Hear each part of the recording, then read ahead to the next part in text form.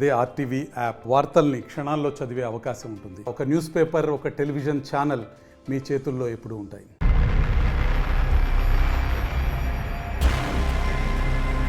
రెండు 2024 సార్వత్రిక ఎన్నికల నామినేషన్ ఘట్టం ముగిసింది. ఈ సార్వత్రిక ఎన్నికల్లో ఉమ్మడి అభ్యర్థుల జాబితా ప్రకటనలో మాజీ ముఖ్యమంత్రి చంద్రబాబు నాయుడు నోట్లో వచ్చిన మొట్టమొదటి అభ్యర్థి పేరు ఏదైనా ఉంటే ఇచ్చాపురం నియోజకవర్గం టీడీపీ అభ్యర్థులను Bendala Ashok.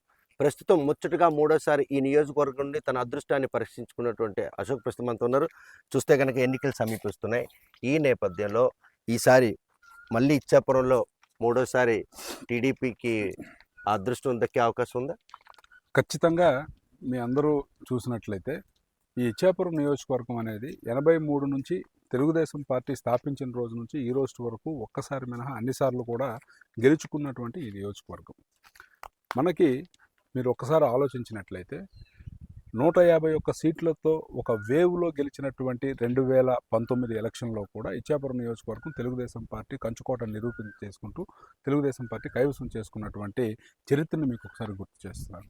At the same time ఈరోజు గ్రామాల్లోకి మేము వెళ్తుంటే ప్రభుత్వం మీద ఉన్నటువంటి వ్యతిరేకత కావచ్చు, కూటమి అభ్యర్థిగా నిల్చున్నటువంటి అడ్వాంటేజ్ కావచ్చు, ఆల్రెడీ బలంగా ఉన్నటువంటి ఈ నియోజకవర్గంలో ఈరోజు పవన్ కళ్యాణ్ గారు జనసేన పార్టీ అయితే కావచ్చు, మోడీ గారు బీజేపీ పార్టీ అయితే కావచ్చు, వాళ్ళు కూడా ఈరోజు సపోర్ట్ చేయడం వల్ల అదనపు బలంతో మేము అందరం కూడా ముందుకు. ఇప్పుడు ఈ కూటమి కారణంగా ఈరోజు బీజేపీ జనసేన రెండు కలిసి గతంలో 7,000 మెజారిటీతో గెలిచారు. ఈసారి ఈ మెజారిటీ ఏ మేరకు ఉండబోతుంది? మీ పైన ఒక అనూహ్య పరిణామాల నేపథ్యంలో 10 నియోజకవర్గాలకు ఉన్నట్టు ఒక జిల్లా పరిషత్ సిట్టింగ్ చైర్మన్ ఈరోజు మీపై బరిలో దించారు. అది కాంపిటేటివ్గా భావిస్తున్నారా? ఖచ్చితంగా ఏ రాజకీయ పార్టీ అయినా సరే గెలిచినటువంటి అభ్యర్థుల్ని లేకపోతే బలమైనటువంటి అభ్యర్థులను బరిలోకి దించాలని ఒక ప్రయత్నం చేసినటువంటి పరిస్థితుల్లో ఈ నియోజకవర్గంలో జిల్లా పరిషత్ చైర్మన్గా ఉన్నటువంటి వ్యక్తినే ఈరోజు నా మీద అభ్యర్థిగా ప్రకటించే ప్రయత్నం వాళ్ళు చేశారు. అప్పటి వరకు అనుకున్నారు అసలు అలాంటి అభ్యర్థి ఒక మీకు ఈరోజు ప్రత్యర్థిగా? ఖచ్చితంగా ఇచ్చాపురం నియోజకవర్గంలో 2019లో గెలవటం అనేది జగన్మోహన్ రెడ్డికి ఒక రకంగా మింగుడు పడినటువంటి ఒక వాస్తవం. ఎట్టి పరిస్థితుల్లో ఇచ్చాపురం నియోజకవర్గం కైవసం చేసుకోవాలి అని చెప్పి చేయనటువంటి విశ్వ ప్రయత్నం లేదు.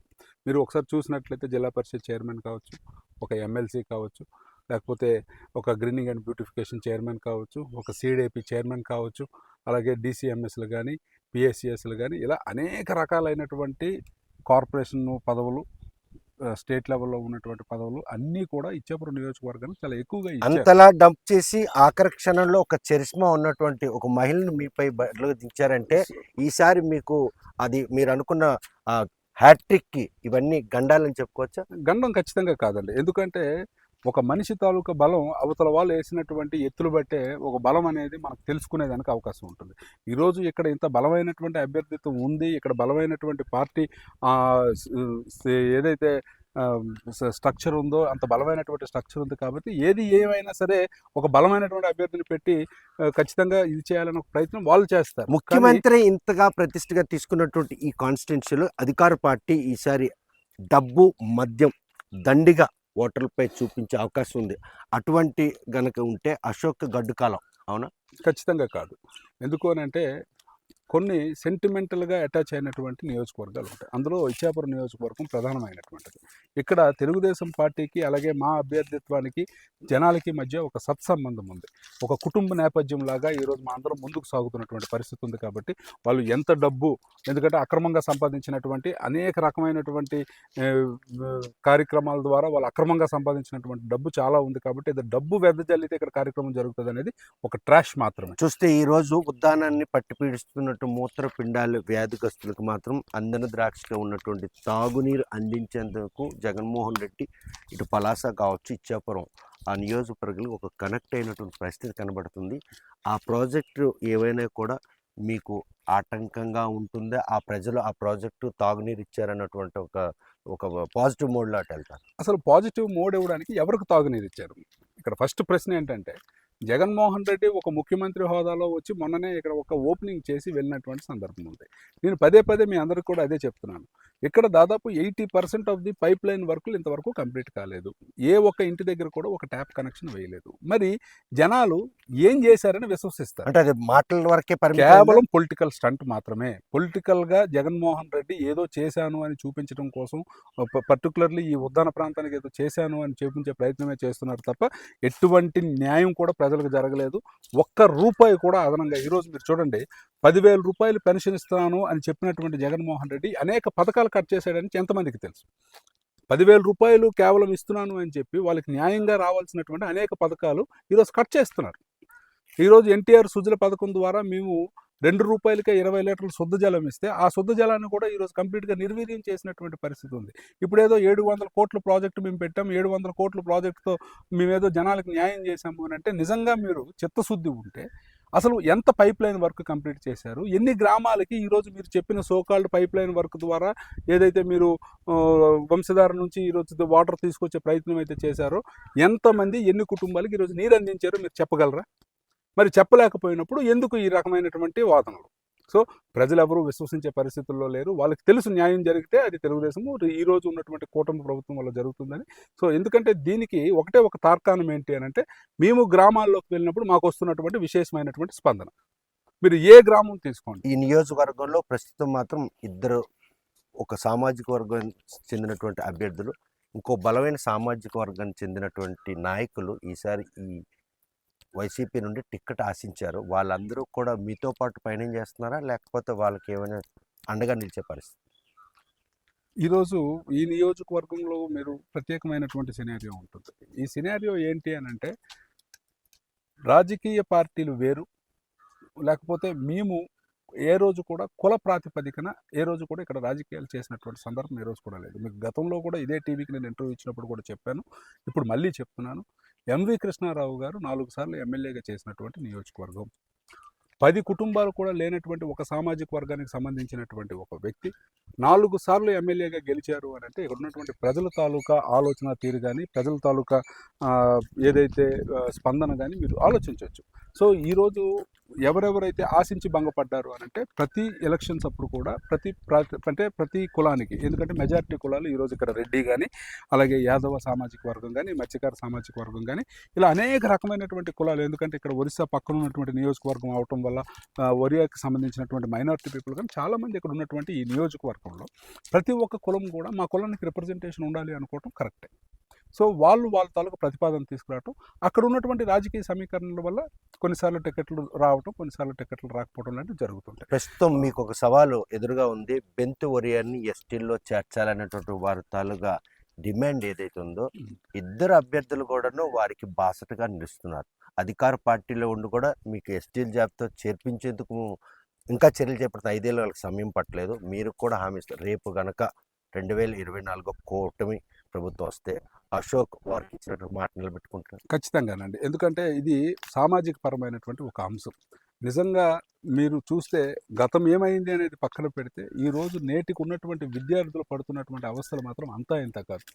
అది దగ్గర నుంచి చూసినటువంటి ఒక వ్యక్తిని ఆ రోజు కూడా అసెంబ్లీలో క్వశ్చన్ చేసిన తర్వాత 1 మ్యాన్ కమిషన్ వేసిన తర్వాత ఆ 1 మ్యాన్ కమిషన్ రిపోర్ట్ అనేది బయట పెట్టకుండా ఈరోజు కొత్తగా ఏర్పడినటువంటి ఈ ప్రభుత్వం ఈ రోజుకి కూడా వాళ్ళని మభ్యపెట్టే ప్రయత్నం చేసి ఈరోజు జేసీ శర్మ కమిషన్ కానీ, అలాగే శామ్యూల్ ఆనంద్ కమిషన్ కానీ, ఇలా అనేక రకమైనటువంటి కమిషన్లు వేసి ఆ రిపోర్ట్లు కూడా ఈ రోజు వరకు బయట మీరు వెళ్తున్నటువంటి ఈ ప్రయత్నంలో ఎస్టీల నుండి తీవ్ర వ్యతిరేకత ఉంది. ఇప్పటికే వాళ్ళని గనక ఎస్టీల్లో చేరిస్తే మాకున్నటువంటి 6% కూడా ఈరోజు అందకుండా పోతుంది. ఇప్పటికే స్వతంత్రం వచ్చిన తర్వాత 6%కే పరిమితమయ్యాం. మా సామాజిక వర్గంలో అందరినీ చేరుస్తున్నారు. వారిని ఎలా అంటే సద్దుమరిగించి ఈరోజు బెంతు ఒరియాలకి వారి తాలూకా డిమాండ్ పరిస్థితి చూడండి. ఏ రోజైనా సరే ఒక సమస్య పరిష్కారం తీసుకోవాలనుకుంటే మనం ఊరికే మాటలు చెప్తే కాదండి, దానికి సంబంధించినటువంటి శాస్త్రీయ పద్ధతులు, శాస్త్రీయ విధానాలు అనుసరిస్తే ఖచ్చితంగా ఎవరు డిమాండ్లు వాళ్ళు చెప్పటానికి. ఇప్పుడు ఒక కులం ఉంది, ఆ కులం నాకు పలానా ఎస్టీల్లో, ఎందుకంటే గతంలో వాళ్ళు ఎస్టీ సర్టిఫికెట్లు అనుభవించినటువంటి కులం కాబట్టి వాళ్ళకి ఆ రైట్ ఉంది వాళ్ళకి అడిగేదానికి. ఎందుకంటే ఈ రోజుకి కూడా ఏదైనా ఎలక్షన్స్ అవుతున్నప్పుడు ఎస్టీ రిజర్వ్డ్ పంచాయతీలు కానీ ఉంటే అక్కడ ఉన్నటువంటి బెంతోరియా సోదరుల్ని ఎస్టీ క్యాండిడేట్స్గా అక్కడ నిలబెడుతున్నటువంటి పరిస్థితి ఉన్నప్పుడు, మరి చదువుకుంటున్నటువంటి విద్యార్థికి తండ్రికి ఎస్టీ సర్టిఫికేట్ ఉండి కొడుకు ఎందుకు ఎస్టీ సర్టిఫికేట్ రావట్లేదు అనేటప్పుడు ఖచ్చితంగా ఆ ప్రశ్న ఉత్పన్నమవుతుంది. ఈ అంశం ఆ ఈ- ప్రశ్న ఈ- ఒక్క ఈ- నిమిషం. ఈ- ఆ ప్రశ్న వచ్చినప్పుడు ఖచ్చితంగా మనం వాళ్ళని కూడా మనం కన్సిడరేషన్లోకి తీసుకొని వాళ్ళకి మనం నచ్చజెప్పే ప్రయత్నం చేయాలి. ఈరోజు నేను ఆ ప్రయత్నం గతంలో చేశాను. అప్పుడు ఉన్నటువంటి బాబుయోగి గారిని కానీ, లేకపోతే అప్పుడు ఉన్నటువంటి ఎస్టీ నాయకులను కానీ చాలాసార్లు నేను కలిసి బెంతోరియా సోదరుల్ని వాళ్ళని కలిసి కూర్చోబెట్టి శాస్త్రీయంగా ఈ సమస్యకి పరిష్కారం ఏ రకంగా తేవాలో కూడా అప్పుడు ఆలోచించే ప్రయత్నం చేశాం. ఇప్పుడున్నటువంటి ప్రభుత్వం కనీసం నేటివిటీ కూడా ఇవ్వకుండా వాళ్ళకి ఇబ్బంది పెడుతున్నటువంటి పరిస్థితి ఉంది. సో నేను అంటున్నది ఏంటి అని అంటే, ఈ విషయం అనేది చాలా సీరియస్గా తీసుకోవాలి. వాళ్ళకు వచ్చినటువంటి సర్టిఫికెట్లు కూడా గతంలో తెలుగుదేశం పార్టీ అధికారంలో ఉన్నప్పుడు, ఎంవి కృష్ణారావు గారు ఎమ్మెల్యేగా ఉన్నప్పుడు, ఎర్రన్నాయుడు గారు మంత్రిగా ఉన్నప్పుడు, లేకపోతే అప్పుడు ఉన్నటువంటి ఎంపీగా ఉన్నప్పుడు ఆ టైంలో ఇచ్చినటువంటి సర్టిఫికెట్లే తప్ప ఈ రోజు వరకు వాళ్ళకి కొత్త సర్టిఫికెట్ రాలేదు. ఇవి రాకపోగా వాళ్ళకి మళ్ళీ నేటివిటీ సర్టిఫికెట్లు కూడా అందకుండా చేస్తున్నటువంటి పరిస్థితి ఈరోజు ప్రభుత్వం చేసింది. అందుకని ఖచ్చితంగా మళ్ళీ మేము వస్తే వాళ్ళు పక్కన నిలబడతాం. ఖచ్చితంగా వాళ్ళ సమస్య పరిష్కారం చేసే విధంగా పరిస్థితులు శాస్త్రీయ విధానంలో ఆ సమస్యకు పరిష్కారం కనుగొనే ప్రయత్నం చేస్తాం. ఖచ్చితంగా అటు ఉన్నటువంటి ఎస్టీ సోదరులు ఎవరైతే ఇక్కడ ఉన్నటువంటి బెంతోరియా వాళ్ళని వ్యతిరేకిస్తున్నారో వాళ్ళని వీళ్ళని కూర్చోబెట్టి మాట్లాడి సమస్య పరిష్కారం చేసే దిశగా ముందుకు వెళ్తాం. కిడ్నీ రోగులకి ఈ ప్రభుత్వం చేసినట్టు తాగునీటి పరిష్కారంతో పాటు రీసెర్చ్ ఇవి సరిపోతాయా, లేకపోతే రేపు ఇంకా వీళ్ళకి ఏమైనా అవసరం ఉంటుందో మీరు వాళ్ళకి ఎటువంటి హామీ ఇస్తుంది?